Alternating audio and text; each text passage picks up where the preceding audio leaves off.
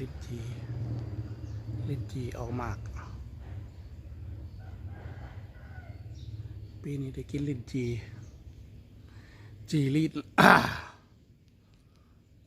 ยังบ่สุกคักยังเขียวอยู่มาไฟนี่เป็นทุกปีแต่ปีนี้บ่ดกปานใด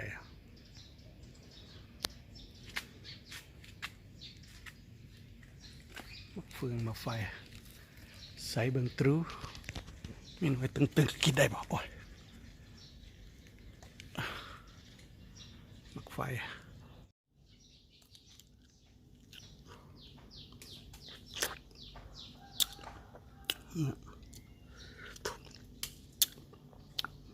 จะคลี่แตงไหมเนาะ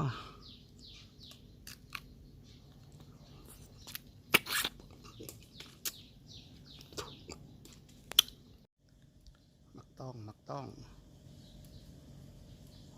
ก็เป็นลายอยู่ได้พี่นี่พี่น้องนี่ซูมให้เบิ่งมาต้อง